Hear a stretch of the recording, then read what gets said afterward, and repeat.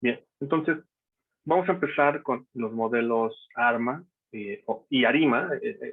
En unos 15 minutos más adelante les digo cuál es la diferencia entre un ARMA y un ARIMA.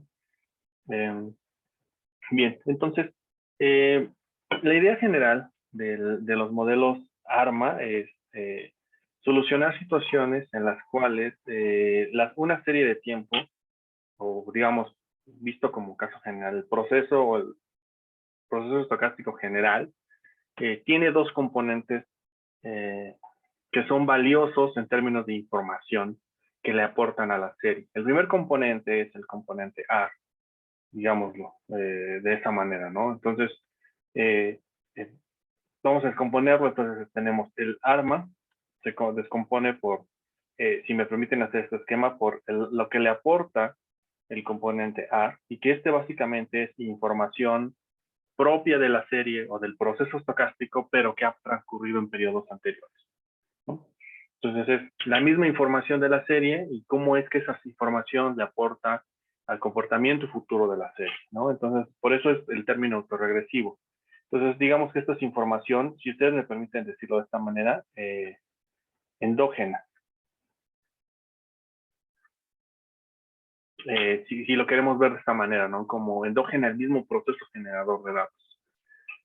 Y tenemos, por otro lado, el componente de medias móviles, que el componente de medias móviles es en estricto sentido la aportación que le hace los choques aleatorios o los ruidos blancos pasados al proceso en este momento.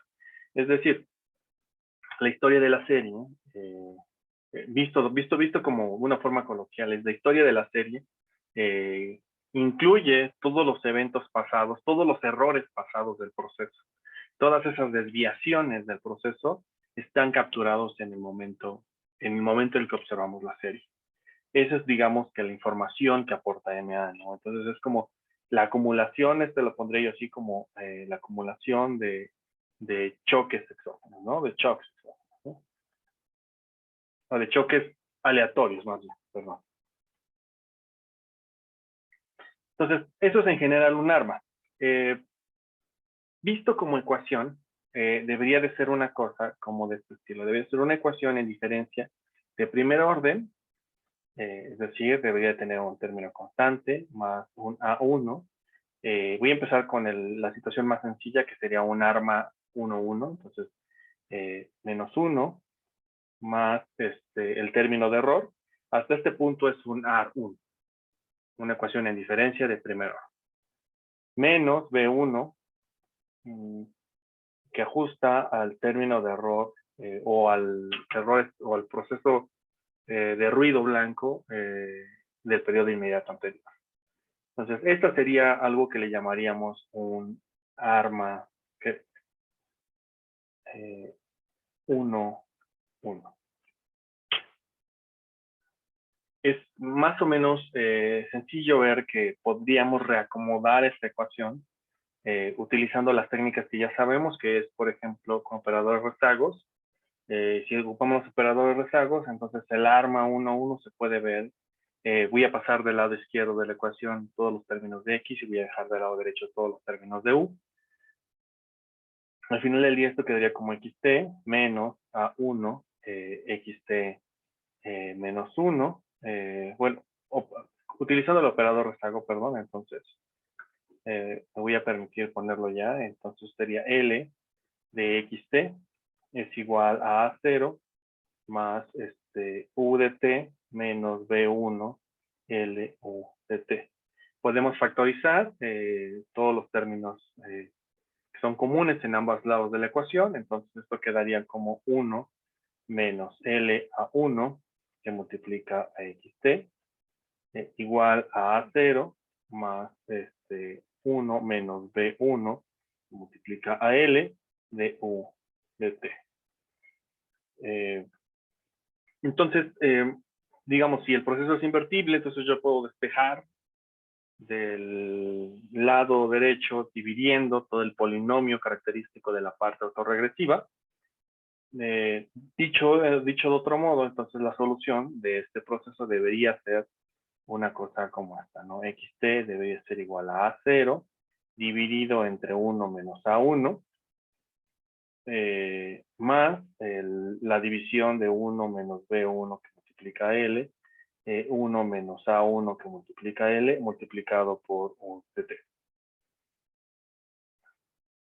En este punto, lo que voy a hacer es utilizar una propiedad que dijimos muchas veces que se cumplía, ¿no? Que era que la división de polinomios asociados con el operador rezago se podía descomponer como una descomposición de Wald, que era la suma infinita de coeficientes phi multiplicados por el operador rezago. Entonces, la solución, dicho de forma como lo hemos venido trabajando, debería estar dada por lo siguiente: hacer A0, que divide a 1 menos A1, más la suma desde J igual a 0 hasta infinito de phi subíndice J que multiplica a U de T menos J. Visto de otra manera, es un arma 1-1, digamos que la solución de equilibrio, la solución de la ecuación de diferencia asociada a este problema debería de ser algo muy similar a lo que encontramos cuando solucionamos un AR, que es una expresión de medias móviles de orden infinito. Todos estos coeficientes deberían ser, todos los coeficientes que acompañan a U, serían los ponderadores del componente de medias móviles. Por lo tanto, en estricto sentido, la solución o la trayectoria de largo plazo de la serie debería de incorporar todos los choques que le aporta en cada momento de la historia de la serie cada uno de los ruidos blancos. Y debería de converger a un punto de equilibrio en el cual debería estar alrededor de este valor. Este valor debería de ser alrededor del cual debería de estar el proceso muy en el largo plazo. ¿Qué es muy en el largo plazo? Bueno, depende, ¿no? Porque muchas veces para nosotros los economistas largo plazo es algo que tenga más o menos 10 años, a veces eso lo pensamos como largo plazo. En términos estadísticos, que es donde me gusta más centrarme, un largo plazo para un proceso de ecuación en diferencia debería ser algo más de 120 periodos. Cualquiera que sea el periodo, ¿no? Si es mensual, trimestral o anual, más o menos eso sería un buen largo plazo. En términos de periodo, sino en términos de tiempo discreto, como de años o meses, ¿no? Bien. Entonces, esto es visto como en resumen, ¿no? Un AR1 se puede escribir entonces con una solución conocida, como cuando resolvimos un AR simple. ¿Cuál es digamos, el truco aquí? Es que estamos asumiendo que la división de polinomios, esta división que está aquí, converge a una desigualdad, a una suma de coeficientes descrita como la descomposición de Wald. Ese es, digamos, como me faltó aquí L, perdón, aquí me faltó una L. No funciona. Aquí me faltó una L a la J, perdón, siento. Borrar la parte verde. Ahí está. Ahora sí. Entonces, digamos, al final del día esta sería nuestra solución. Vamos a pensar entonces el modelo general. Y el modelo general estaría dado por una cosa como esta. Entonces ahora, ¿qué es un modelo general en esta situación? Un modelo general en esta situación lo voy a denominar como el proceso ARMA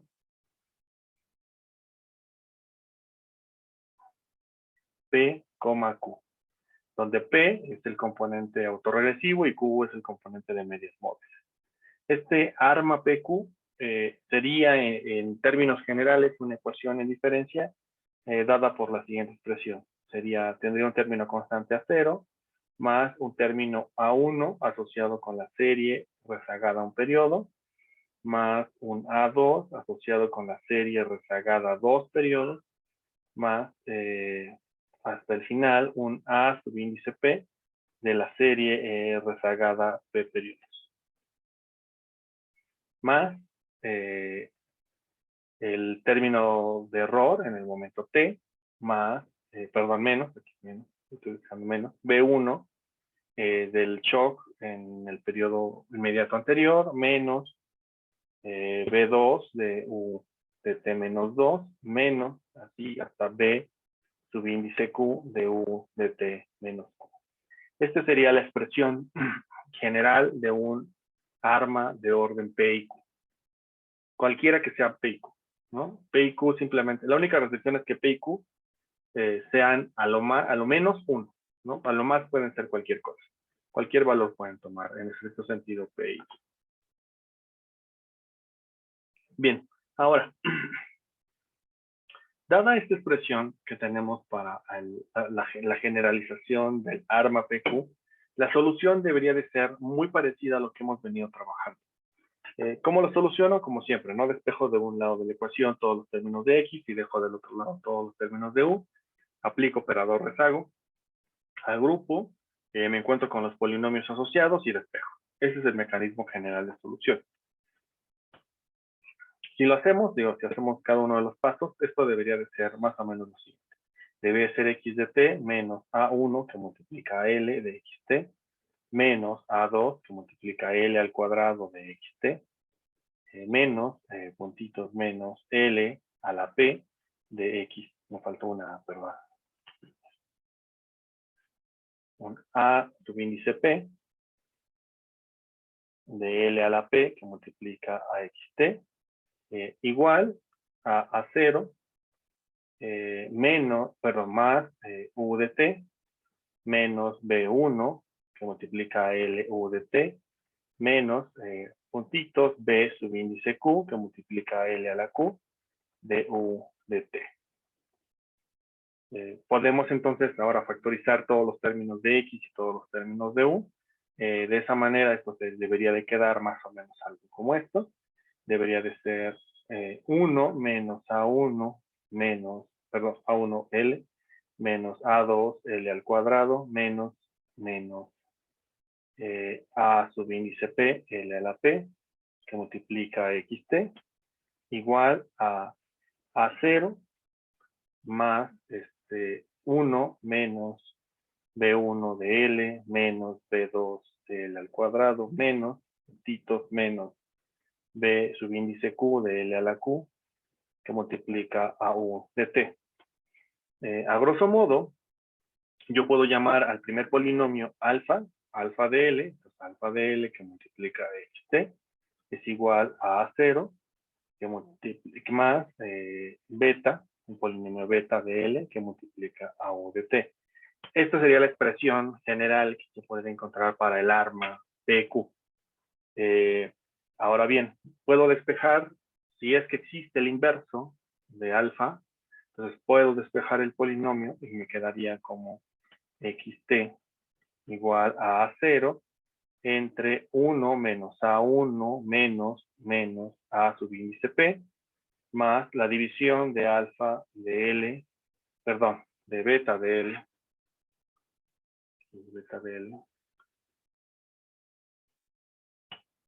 entre alfa de L, que multiplica a U de T. Siguiendo el mismo principio y suponiendo que esta división de polinomios converge, y esa convergencia va a estar dada por una cosa que ahora voy a decir, suponiendo que existe entonces esta división y que converge y que se puede descomponer como lo que conocemos como descomposición de Wolff, entonces este término que está aquí debería poderse reescribir como la siguiente expresión. Debería de poderse ver como x de t igual a 0, que divide a 1 menos a1 menos puntitos a subíndice p, más toda la descomposición de Wolff, que al final del día estaría dado por la suma, desde j igual a 0 hasta infinito, de phi subíndice j, l a la j, que multiplica a u de t menos j. Donde toda la suma que estoy colocando en esta expresión que está aquí es, digamos, lo que conozco como la descomposición de Wolf. ¿Cuáles son las restricciones de esta solución? Bueno, tiene varias, ¿no? La primera restricción es que el primer coeficiente debería de ser igual a 1. ¿Por qué? Porque sabemos que U subíndice T, es decir, la U contemporánea, no está ajustada por ningún valor más que por 1, entonces eso es lo que sabemos. La otra restricción, y estas son las más importantes, es que los dos polinomios característicos que tenemos aquí deberían de cumplir con que sus raíces sean menor en valor absoluto a 1. Es decir, que las raíces del polinomio alfa, que estaba descrito ya traducido como polinomio característico, que estaba descrito como 1 menos A1, que multiplica X menos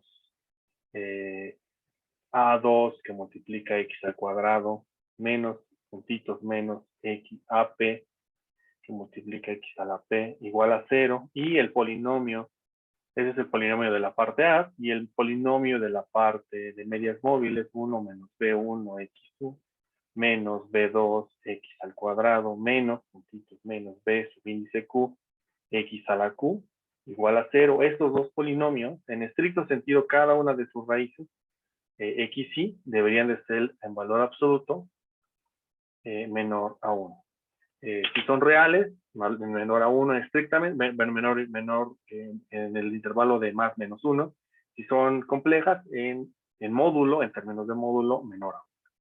Es decir, lo que vamos a tener que analizar ahora, siempre que hagamos un AR, es los dos círculos unitarios, tanto el de las raíces las raíces del AR y el de las raíces del MA, y verificar que ambos raíces estén dentro del círculo unitario. Si no están dentro del círculo unitario, entonces digamos que la solución no puede ser escrita como lo tengo en este punto que voy a señalar con este pelito rojo. Si no se cumple eso, entonces no podríamos escribir la solución así. Por lo tanto, habría dos conclusiones ahí. Uno, que la trayectoria no es convergente hasta un punto conocido. Y dos, es que en realidad los procesos no son invertibles, ¿no? Es decir, no puedo ir de un AR hacia un MA o de un MA hacia un AR en los términos que lleven uno discutiendo. Bien, ¿alguna duda hasta este punto? No, profe. Ok, bien. Buenísimo. Ahora, ¿cuándo denomino o cómo es que llego a un punto en el cual puedo hablar de una cosa que dije al inicio y que les dije que era un arima? Un arima, y que lo voy a poner de esta manera. Un arima P, Profesor, sí, te escucho. Adelante, por favor. Adelante, Esteban. inicialmente, ¿cómo me doy cuenta de si las raíces son menores a 1 para aplicar el modelo? ¿O qué prueba necesito aplicar? De principio no sabes. De principio lo que tienes que hacer es estimar un modelo y verificar cómo son sus raíces. En principio, si hasta este punto, no va a ser así al final de la clase, pero en este punto de la clase, tendrías que probar tantos modelos, tengas tú en mente que puede ser el mejor modelo que describe la serie. Por ejemplo, ¿no? Puedes empezar con un arma 1-1, luego pasarte a un arma 1-2, luego a un arma 2-1, luego un arma 2-2, luego un 3-2, así sucesivamente. Y evaluar todos estos y ver que todas las raíces siempre caigan dentro del círculo unitario. Eso en principio es lo que tendrías que hacer, siempre. ¿Vale? Gracias, profe. Entonces, ahora, una arima, ¿cuál es la diferencia entre un arma y una arima? Es muy sencillo. Es simplemente cómo es la serie que estamos modelando. Si la serie está en niveles, así lo voy a poner entonces 1. ¿no? Si XT está en niveles, entonces vamos a hablar que es un arma. PQ, se acabó. ¿sí? Si es que está modelada en niveles. Si está en diferencia, 2, entonces si la serie XT es de la forma, voy a cambiar en esto, bueno, no cambiar la notación, sino voy a agregar una nueva variable, algo así. Si es de la forma YT menos YT menos 1, si es de esta forma la serie que estamos utilizando, es decir, en diferencia, entonces vamos a hablar de un arima. P, I, Q. donde I va a ser el número de diferencias que estemos tomando. Si tomamos la primera diferencia, entonces I va a ser 1. Si tomamos 2 diferencias, entonces I va a ser 2, y así sucesivamente. Normalmente, digamos que la convención, al menos en series económicas, basta con hacer una diferencia para volver una serie que no es estacionaria, volverla estacionaria. Aguas con este punto que estoy diciendo en este momento. Si se dan cuenta, yo inicié mi clase de procesos autorregresivos y les dije, a partir de este momento vamos a asumir que cualquier serie que yo modele es estacionaria. ¿Sí? Ese fue el supuesto base. Siempre ha sido el supuesto más importante que hemos tenido. Entonces, hasta este punto, la serie siempre debe ser estacionaria. ¿Cómo corrigen o cómo pueden modificar una serie que no es estacionaria? ¿Cómo la pueden volver estacionaria? La única técnica que ustedes saben hasta este punto es diferenciar. Y normalmente hacemos la diferencia logarítmica. Y de esa manera pensamos que ya tenemos una serie estacionaria. Entonces, por eso es que a veces vivimos en el mundo entre los ARMA y los ARIMA, dependiendo, ¿no? ¿Cuál es el ejemplo clásico de un ARMA? Y que siempre es un ARMA, es la inflación. ¿Por qué la inflación? Bueno, porque la inflación sabemos que en principio no puede ser un proceso no estacionario, porque si fuera un proceso no estacionario estaríamos en una situación en la cual la inflación, conforme va pasando el tiempo, siempre va creciendo o siempre va decreciendo, y eso no es cierto, ¿no? Bueno, al menos en países como el de nosotros, que desde por ahí de los 90 se ha adoptado una política más de un banco central autónomo, y luego, bueno, posteriormente ya más cercano a los 2000, una política de inflación inflation targeting, o de política de blancos de inflación, o de bandas de inflación también en algún momento. Consideramos que la inflación se puede compartir alrededor de un cierto valor. Entonces, esa serie tiene que ser estacionaria por esa razón. ¿Qué series no son estacionarias? Bueno, las series de, por ejemplo, índices de producción industrial no lo son series que siempre están creciendo. Entonces, este tipo de series no se pueden modelar como armas. Se tendrían que modelar como ARIMA. Tendríamos que tomar una diferencia, al menos, y entonces ahora sí modelar. Bien, entonces, además de esta diferencia entre el ARMA y el ARIMA, fuera de eso, no hay, podemos operar de la misma manera. Entonces, el ARIMA simplemente se opera como se soluciona y se opera como lo hemos venido haciendo hasta ahora. La única diferencia, como les digo, es la diferencia de la serie. ¿Alguna duda en este punto? Sí, adelante, Esteban, por favor. Bueno, recordé que al principio comentó que ARMA, la parte MA, capturaba todos los efectos externos de, bueno, de lo que estamos estudiando. En este caso, si estamos estudiando un proceso volátil, ¿esta parte MA no estaría recabando estos efectos? Sí, de cierta manera sí, porque en este punto también una de las cosas que hemos asumido es que el término de ruido blanco que le hemos agregado al final, UDT, tiene dos características bien importantes. La primera es que su media, UDT, es igual a 0. Y la segunda, y que tiene que ver con lo que tú me dices, es que la varianza de UDT es igual a sigma cuadrado para todo T.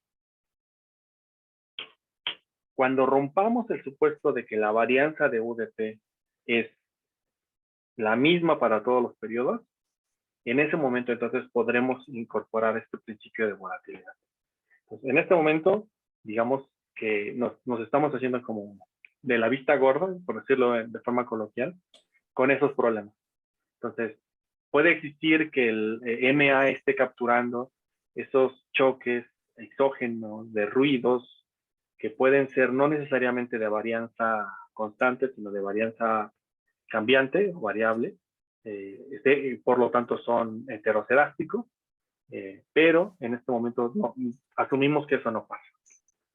¿Sí? ¿Vale? Ok, gracias. ¿Cuándo sí voy a asumir que sí existen? Cuando modelen modelos GARCH. Arch en principio, luego GARCH, y luego MGARCH, y luego, bueno, todas esas cosas que terminan con ARH. Lo voy a hacer también sobre la marcha. ¿Bien? Entonces, bien. Ahora bien, voy a introducir dos conceptos adicionales en este punto al curso. El primero es la función de autocorrelación parcial. Entonces, hasta este momento, lo que hicimos fue hablar de una función de autocorrelación. Y la función de autocorrelación lo que mide es básicamente la covarianza que existe entre dos particiones de la serie dividido entre la varianza total de la serie. Entonces, eso es básicamente la función de autocorrelación. Ahora vamos a hablar de una nueva función que se conoce como función de autocorrelación parcial. Y esa función de autocorrelación parcial tiene digamos que la principal diferencia que tiene con la función de autocorrelación es la forma en la que está construida y cómo interpretar los resultados de esa función. Entonces, en general, la función de autocorrelación parcial funciona como si estuviéramos observando un AR, un autorregresivo, pero bajo ciertas condiciones. Entonces, permítanme empezar ahora, ¿no? Entonces, función de autocorrelación parcial.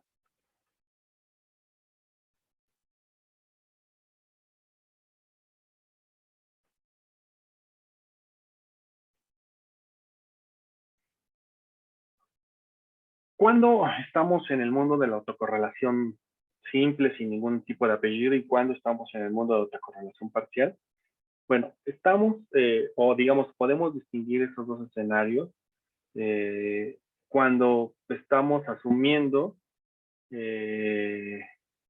cómo es la forma de la partición que estamos comparando. En el caso de la función de autocorrelación simple, estamos comparando dos particiones de la serie, ¿sí? Completamente, una partición completa con otra partición de la serie. ¿Y qué tanto se parece la información? Cuando hacemos una función de autocorrelación parcial, vamos a comparar, digamos, valores equivalentes, de particiones equivalentes. Es decir, voy a comparar, por ejemplo, la serie hoy con su rezago inmediato anterior y con todas las particiones que impliquen solamente el rezago inmediato anterior. Es decir, hoy con el anterior y ese anterior con su anterior exclusivamente. Y así sucesivamente. Como decir, como separar toda la información de particiones cuando consideramos sola la información rezagada a un periodo y todas las particiones de la información considerando dos periodos. No es una partición completa, sino es una partición a pedazos, si lo quieren ver así. ¿Cómo se expresa en términos matemáticos? Se expresaría de la siguiente manera. Sería decir que la serie la podemos particionar en función de un coeficiente K subíndice 1 de la serie rezagada a un periodo, más un coeficiente de K subíndice 2 de X de T rezagado dos periodos, más, así puntitos, más a el coeficiente K de subíndice K también, X T menos K, más U de T. Entonces, si se dan cuenta en este punto, esta expresión es un AR de orden K. Eso es lo que podríamos decir. Básicamente, eso es un AR de orden K. Bien, ¿qué significan los coeficientes? Los coeficientes lo que están capturando es cuánta información, vamos analizando cada uno si quieren. Este coeficiente indicaría cuánta información hay que esté estadísticamente correlacionada con la serie rezagada a un periodo considerando K rezagos. Por eso está el subíndice K.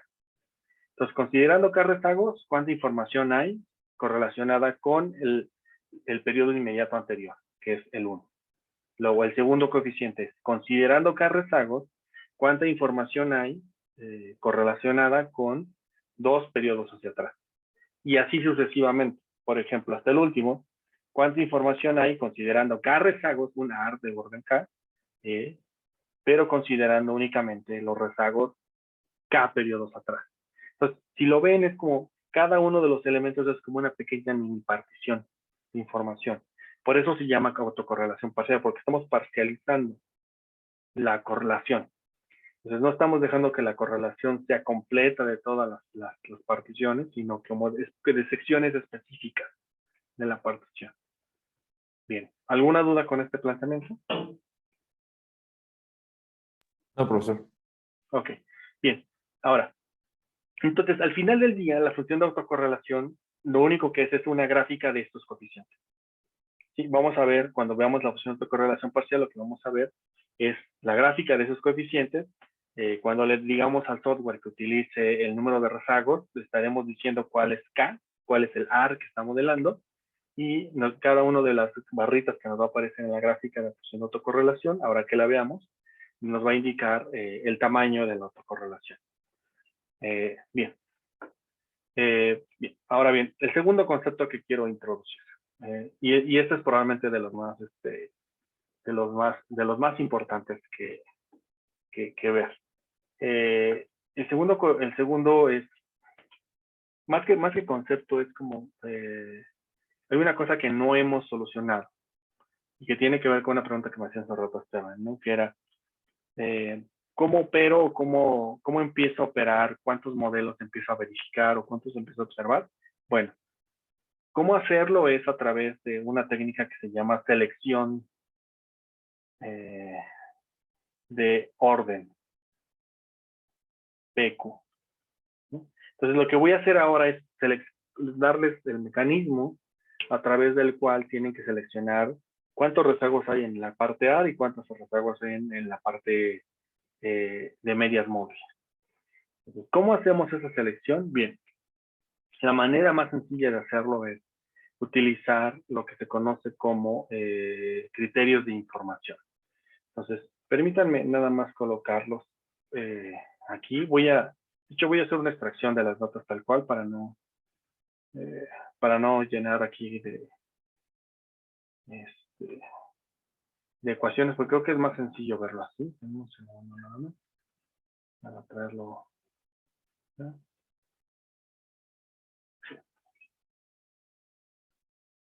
Bien. Entonces, voy a utilizar los siguientes criterios de información. Estos son criterios de información y son los que yo voy a utilizar para seleccionar cuál es el orden P y Q que debo emplear. Cada uno de estos criterios de información, se les dice criterios de información porque lo que hacen es indicarnos cuánta información está capturada en el término de error.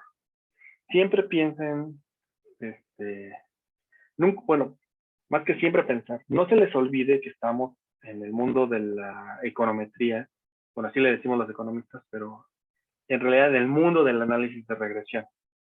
Y en el mundo del análisis de regresión, normalmente pensamos el problema de la siguiente manera.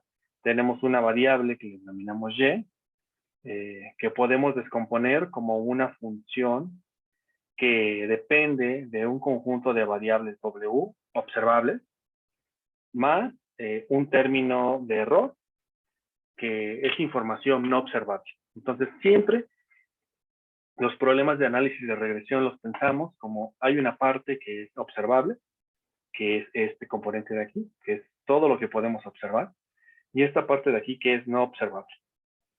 Por eso siempre nos preocupa cuando el término de error es muy grande, porque si el término de error es muy grande, quiere decir que entonces quien está capturando la mayor parte de la composición o de la descomposición de la variable de interés es el término de error.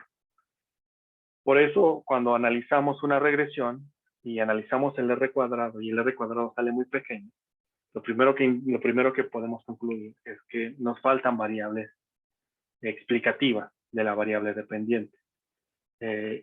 Más que eso, lo que nos está diciendo es que lo que está explicando a la variable que nos interesa es información no observable. Entonces, dicho de otra manera, en términos de series de tiempo, vamos a crear métricas para identificar cuánta de la información está contenida en el término de error. Por eso se llaman criterios de información.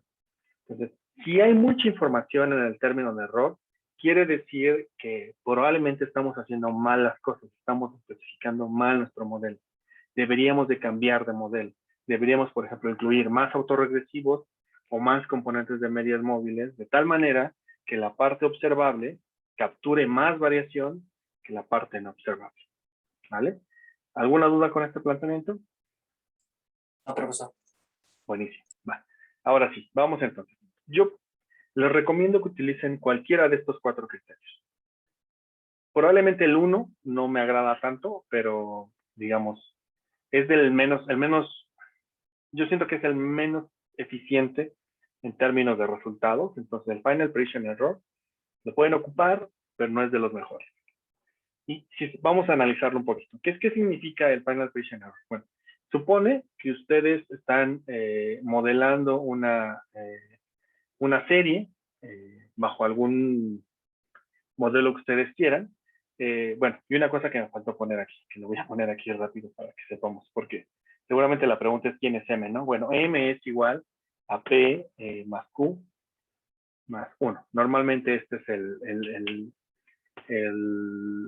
el número que toma M. Si lo modelan en términos de diferencia, M sería igual a P más Q más D más 1. Este sería el valor de... Bien. Lo que está capturando M es el número de parámetros que estamos estimando. Sí, eso es M. Dicho, si lo queremos ver como cuando tomamos estadística, es los grados de libertad que estamos considerando en nuestro modelo. No me gusta tanto esa terminología, pero bueno, esa es una opción para pensar a N, ¿no? ¿Cómo es N? Bien. Entonces, Strand Prediction Error lo que hace es simplemente toma todos los residuales, considerando un modelo con P rezagos, y los, digamos que los suma en términos de su valor al cuadrado. Entonces, ¿por qué hace eso? Bueno, porque los errores, como si bien se acuerdan de su curso de econometría 1, o de introducción a la econometría, de hecho, que los errores, si los suman, en realidad sumarían 0. Porque es cuando trazamos una regresión, normalmente lo que pasa es que pasa por el centro de masa de los puntos, y por lo tanto todas las desviaciones sumadas de manera directa acumularían 0. Pero cuando las agrupamos al cuadrado, estaríamos, digamos, capturando toda la variabilidad que hay alrededor de la recta o del hiperplano que estemos utilizando como ecuación de regresión. Bien, ¿por qué lo hacemos al cuadrado? Bueno, porque lo queremos asemejar a una norma, ¿no? ¿Qué es una norma? Una norma es una métrica de distancia. ¿Sí? Para aquellos que a lo mejor no están familiarizados con el lenguaje. Por eso utilizamos el cuadrado. Entonces, lo que hace aquí es el Final Prediction Error, acumula todos los errores y los ajusta por un ponderador que estaría dado, y bueno, primero los promedia, ¿no? Porque por eso está aquí el 1 entre t. Entonces, como que hace un promedio de desviaciones al cuadrado y lo ajusta por este término, que es básicamente la t, sumando los grados de libertad y restando de los grados de libertad. Eso quiere decir que si ustedes hacen un modelo con muchos autorregresivos y muchos medias móviles, entonces M debería de ser muy cercana a T, ¿no? Y entre más cercana sea M a T, digamos que el denominador de su expresión debería de ser más cercano a 0, y por lo tanto el Final Prediction Error debería ser más grande. Entonces, digamos, este Final Prediction Error puede crecer por 2 razones. Porque los errores son muy grandes, es decir, porque la parte que está sumando aquí de errores son muy grandes, o porque M y T se están acercando mucho. Entonces, están utilizando muchísimo P y Q en su regresión. Eso es algo que en términos estadísticos se podría llamar como overfitting, ¿no? Como sobreajustar su modelo. Y en términos, seguramente de su curso de econometría, es un problema que se conoce como incluir información poco relevante al modelo. Bien, sí.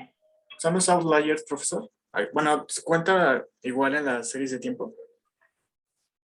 No, los outliers, bueno, es que podría ser una explicación de por qué los errores son muy grandes, que hay muchos outliers. Eso podría ser una explicación. Sí podría ser. Por esa razón, podría ser que esta suma sea muy grande, porque hay muchos outliers. Entonces hay algunos que te están aportando muchísima información, mucho error, pero porque están muy fuera de la muestra. ¿Cómo corriges esos outliers? Con dummies. Al menos con nosotros esto es lo que sabemos, ¿no? Incluimos dummies para ciertos puntos que sabemos que son rompimientos o cosas que se salen de la trayectoria de la serie. que son exógenos, como la caída de pasajeros en el metro, como lo vimos en la clase pasada. Ese es un caso, ¿no? Y aquí también podría elevar la variable al cuadrado o seguirla elevando para reducir el peso del outlier en lugar de poner una dummy. Sí podríamos, pero estaríamos hablando ya de otra métrica. Ok. No necesariamente esta métrica. Eso sí se podría hacer, pero estaríamos cambiando la métrica. Vale. Bien, ahora vamos a ver entonces las otras. Todas las demás métricas, todas, absolutamente todas, tienen incluido en su conformación la suma de los errores. Aquí está la suma de los errores, aquí está la suma de los errores, en todas está la suma de los errores. Y en todas está promediada. ¿Sí? Entonces, lo que hace estos componentes es de capturar la información. ¿Cuánta información hay en términos de error? En promedio, ¿no? Los demás componentes tienen que ver con el aporte que le hace el número de rezagos que incluimos en el AR o el número de componentes de medias móviles. Por ejemplo, en el de Akaike, observen esto, es el logaritmo natural de la suma de errores en promedio, ¿no? Entonces, normalmente, si la suma de errores es muy grande, entonces el logaritmo también va a ser muy grande. Pero si la suma de errores es muy pequeña, entonces, digamos que los valores de la suma de errores, el logaritmo, cuando toma un valor muy pequeño, muy cercano a cero, también se vuelve muy negativo, ¿no?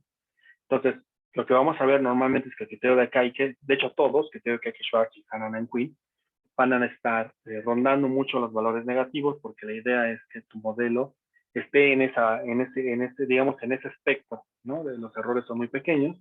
¿Qué los va a diferenciar? ¿Cómo incorporan, digamos, la valoración que hacen de cuántos grados de libertad incluyes en tu modelo y qué tan larga era tu serie? Por ejemplo, concretamente el de Akaike, lo que hace es que dice, bueno, divide a M entre T, y lo que trata de ver es si M es muy cercana a T, entonces se va a volver 1. Entonces lo que está haciendo aquí es sumarlo a una constante 2, más o menos, es lo que está haciendo aquí. Lo que está haciendo aquí, por otro lado, es algo muy parecido, y aquí lo único que se hace es el logaritmo de T, lo que sobreviviría cuando M es muy cercana a T, y aquí sería 2 veces el logaritmo natural de T, lo que estaría incorporando.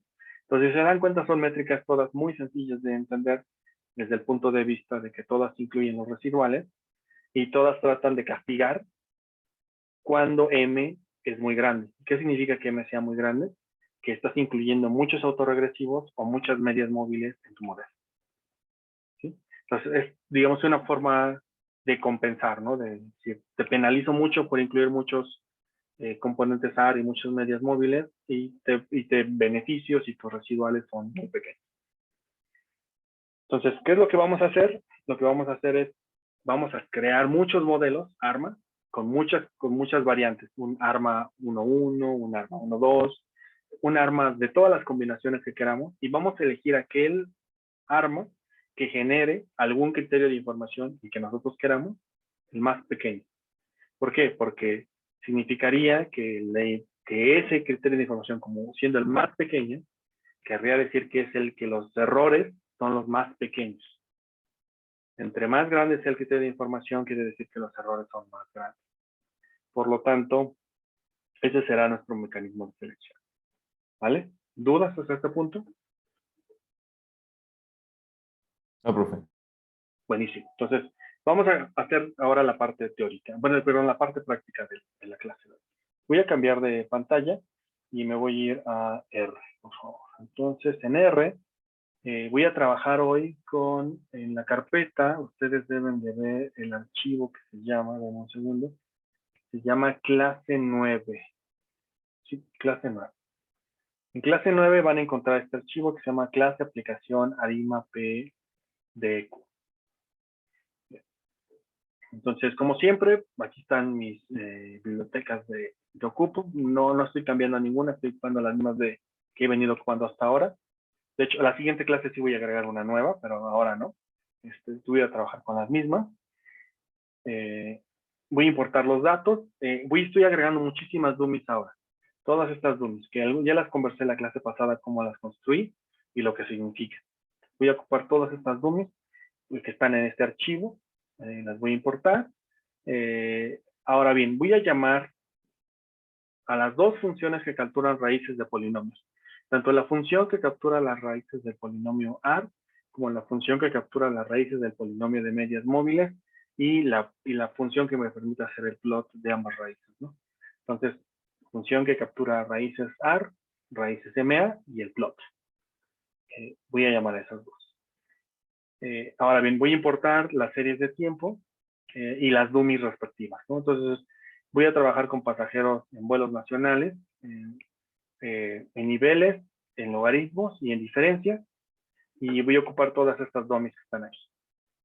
Creo que no ocupo todas al final, pero voy a importar todas. ¿Sí? Es una línea más de código importar una dummy más.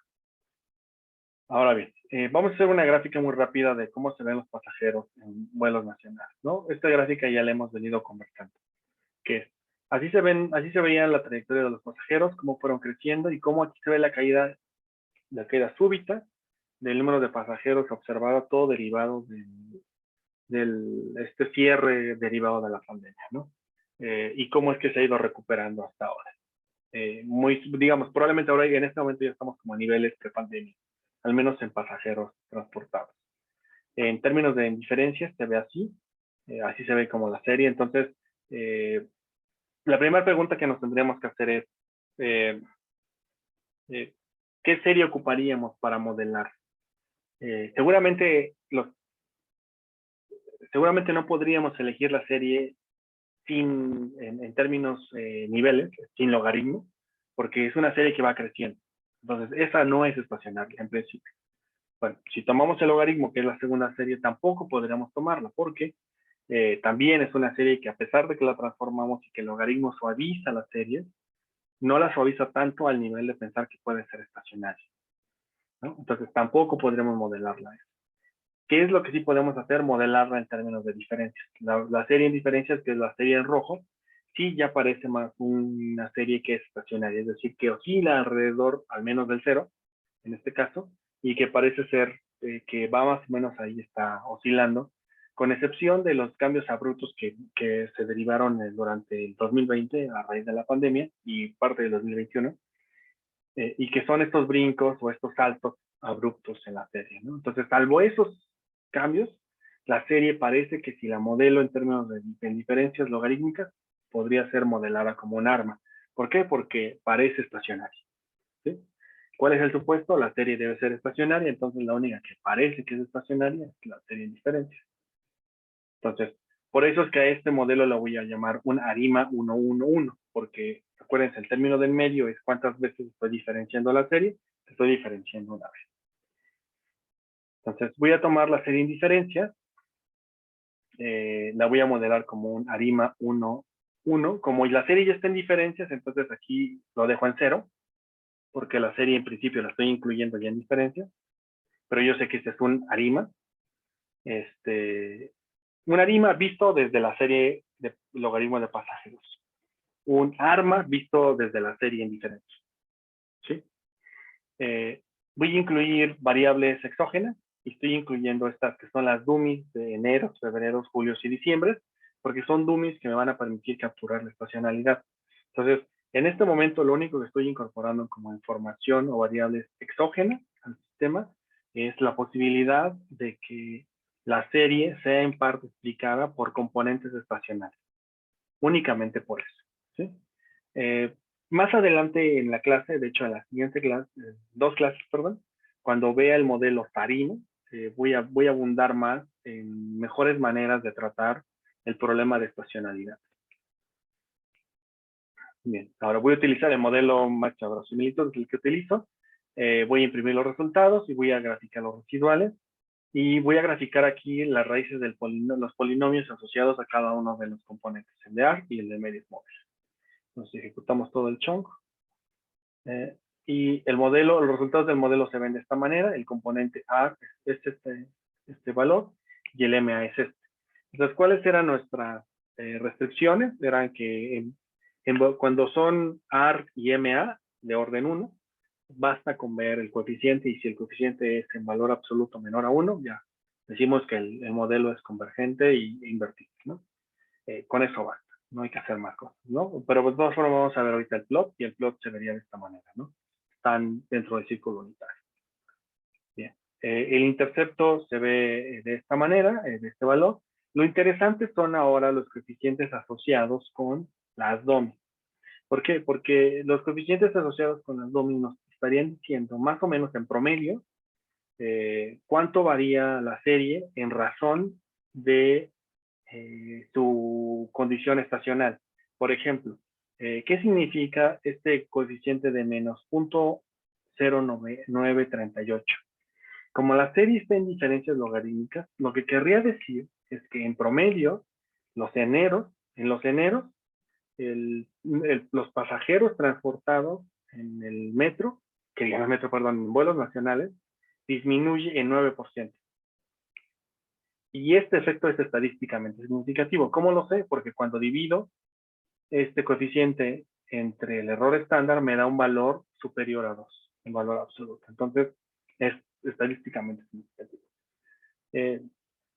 ¿Qué pasa con los febreros? Los febreros es todavía más grave. Quiero decir que en promedio los febreros, pasajeros transportados en vuelos nacionales cae 11%, casi 12%, también significativo. En los julios crece casi 18% y en los diciembres crece poquito, 6%. Entonces digamos que pareciera ser que estos cuatro efectos estacionales son estadísticamente significativos y tienen una interpretación más o menos que hace sentido con la gente que trabaja, con la gente que ha estudiado este sector, ¿no? Que los veranos, hay muchos vuelos por la temporada vacacional y en los diciembres también, y donde cae el pasaje normalmente son eneros, febreros, probablemente octubre y septiembre también, ¿no? Bien. Estos serían los residuales. Cuando vemos los residuales, vemos claramente los problemas que hemos identificado en otras series, que es esta caída de la pandemia, que son choques exógenos que podemos corregir. ¿Cómo podemos corregirlos? Incluyendo DOM, que eso es lo que voy a hacer ahora, ¿no? Bueno, pero antes de hacer eso, vamos a ver cómo se ven las funciones de autocorrelación.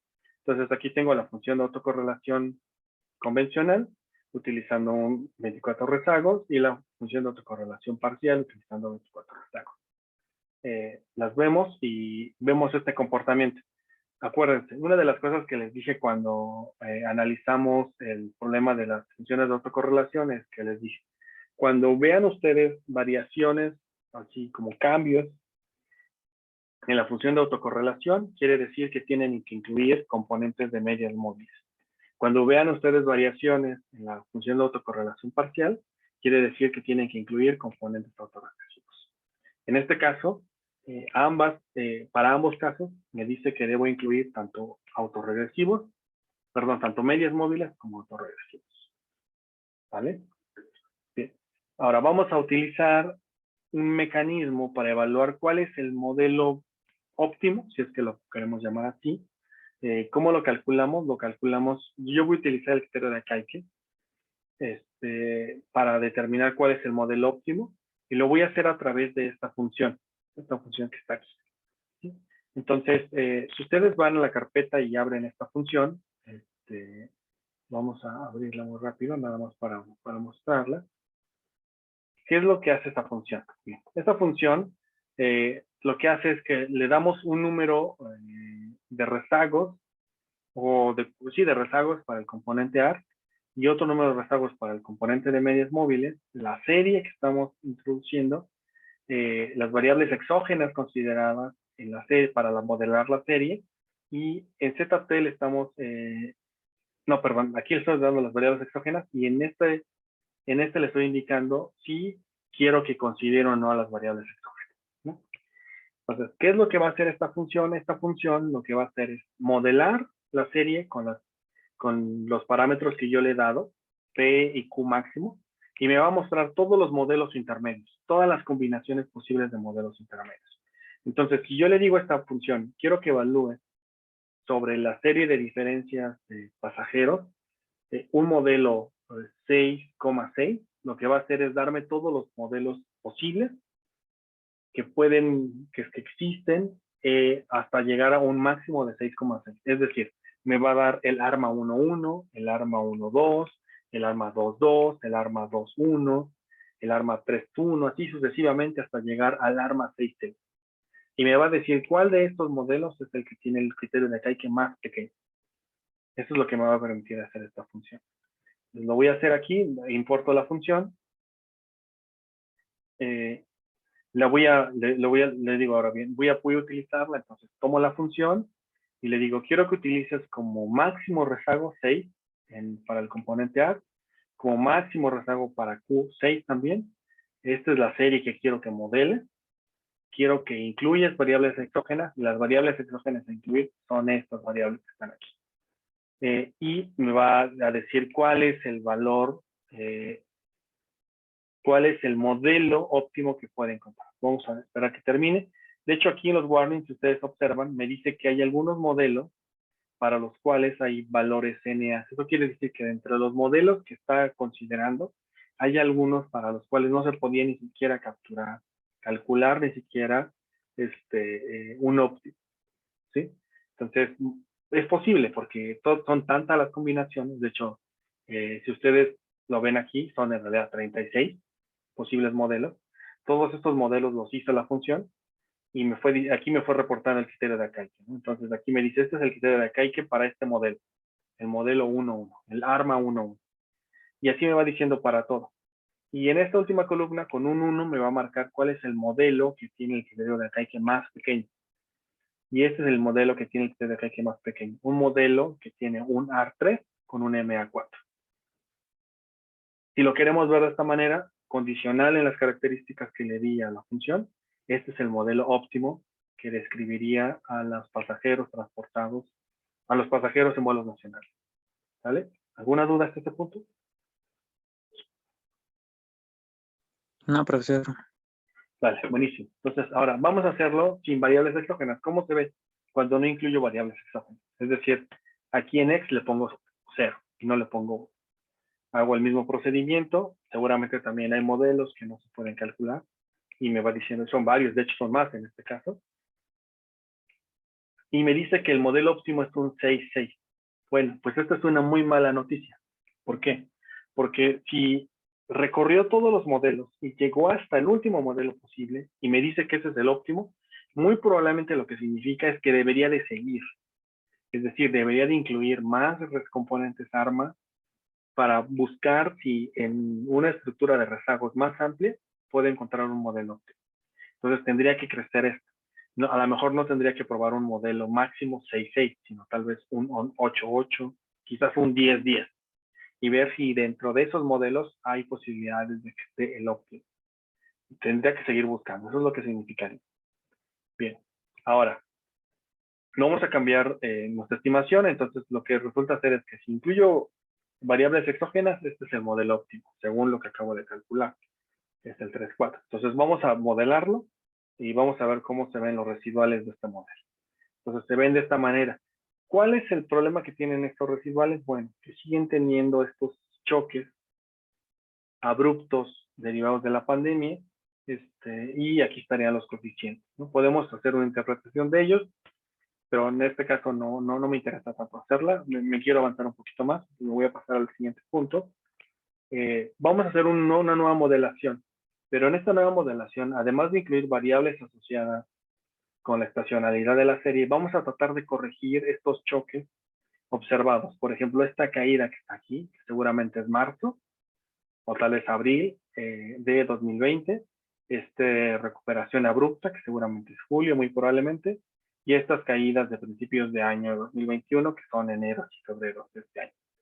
Entonces las incluimos con estos, ¿no? Entonces tengo una DUMI de marzo, una de abril, una de junio, una de julio y una de marzo de 2021.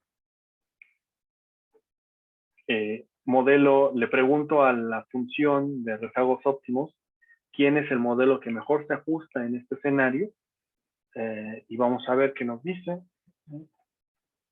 Ya casi termina. Bueno, y lo que nos dice es que el modelo más óptimo es el 6.6. Bueno, quiere decir que entonces no hay un óptimo dentro de este conjunto. Muy probablemente tendría que utilizar una selección más amplia de rezagos, de componente P y de componente Q, y buscar dentro de esos modelos. Bien, me voy a hacer un poquito como de la vista gorda con este problema, Y voy a asumir que el modelo 6,6 es el óptimo, solamente para ejemplificar la clase. Entonces voy a utilizar ese como modelo óptimo. Voy a modelar con estas variables exógenas. Entonces mi arma va a ser un arma 6,6. Voy a ver los residuales y voy a ver las raíces de los polinomios asociados. Y vamos a ver cómo se ve el modelo. Bien. Entonces aquí está. De hecho, el modelo 6,6 tiene un problema por ahí de convergencia. De hecho, aquí me está diciendo que debería de vigilar, que probablemente ese es un problema con este modelo. Probablemente no es tan bueno el modelo 6,6. Pero bueno, vamos a ver cómo se ven los residuales. Noten el cambio significativo que tenemos con estos residuales. Me voy a regresar al caso anterior. Este es el caso sin dummies que capturen estos choques de la pandemia. Y este es el modelo considerando esos choques. Y se dan cuenta que aún considerando esos choques, hay algunos choques que a lo mejor tendría que capturar. Estos que están aquí, que son de 2009, están asociados más con la crisis de 2008, que México se reflejó muy probablemente también durante 2009, y el transporte aéreo concretamente en 2009, y este que es muy probablemente este regreso abrupto que fue, muy probablemente fue, no sé, estoy pensando que tal vez septiembre de 2020 fue este crecimiento abrupto. Entonces me faltarían todavía algunas domis para poder corregir. Entonces noten cómo es que los residuales ya se ven más, digamos, con esta estructura alrededor del cero. No obstante, aún así tendría yo mis dudas sobre si los residuales son un ruido blanco, ¿no? Porque tiene como cambios ahí medio extraños que podrían indicar que a lo mejor hay un problema de heterocedasticidad en el modelo. Vamos a ver cómo se ven las raíces. Por suerte, todas las raíces de ambos polinomios caen dentro del círculo unitario. ¿Cómo saben o cómo se pueden dar cuenta que una raíz no está dentro del círculo unitario, más allá de ver la imagen que está proyectando aquí? Bueno, la función tiene activado que cuando una raíz se sale del círculo unitario, la marca en rojo, ¿sí? Entonces, como no está marcando ninguna en rojo, entonces a pesar de que están en el límite, ninguna de estas raíces se sale del círculo unitario. Bien. Y bueno, y hasta aquí llego con mi exposición.